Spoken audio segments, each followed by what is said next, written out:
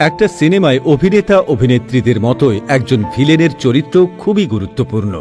চলচ্চিত্রে আমরা এই ভিলেনদের দেখতে পেলেও উনাদের সুন্দরী স্ত্রীরা কিন্তু পর্দার আড়ালেই থেকে যান। আসুন দেখে নেওয়া যাক জনপ্রিয় এই ভিলেনদের সুন্দরী স্ত্রীদের। বন্ধুরা, আশা করছি এই ভিডিওটিতে একটি লাইক দিয়ে না টেনে সম্পূর্ণ দেখবেন। তো চলুন শুরু করা যাক। ৭. আশুতোষ রানার স্ত্রী রেণুকা সাহানে।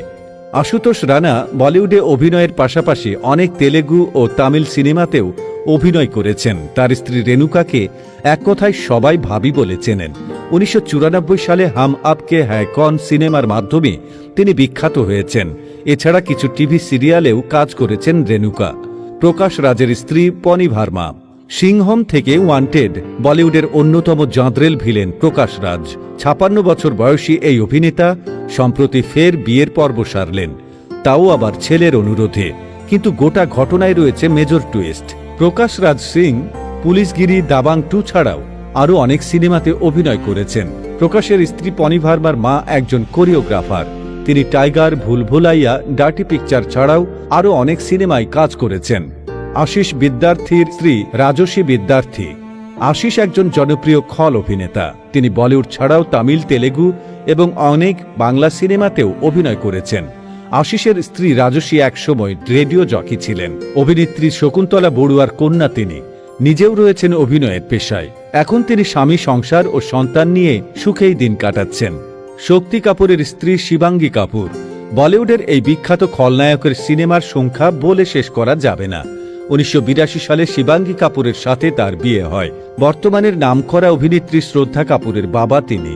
শক্তি কাপুর ভিলেনের সাথে সাথে অনেক সিনেমাতেই কমেডি চরিত্রেও অভিনয় করেছেন। শক্তি কাপুর ও তার স্ত্রী ব্যক্তিগত জীবনে খুবই সুখী। তাদের সিদ্ধান্ত কাপুর নামে এক ছেলেও আছে। সোনু সুদের স্ত্রী সোনালী সুদ। এই জনপ্রিয় খলনায়ক বলিউড ছাড়াও অনেক তামিল, তেলেগু সিনেমাতেও অভিনয় করেছেন। বলিউডের দাবাং সিনেমায় তার অভিনয় দর্শকদের মন কেড়েছে। 1996 সালের 25 সেপ্টেম্বর সোনালীর সাথে তার বিয়ে হয়। তাদের 2 ছেলে ঈশান এবং আয়ান। ড্যানি ডেনজংপার স্ত্রী গাওয়া ডেনজংপা। বলিউডে পরিচিত মুখগুলোর মধ্যে ড্যানি একজন অন্যতম খলনায়ক।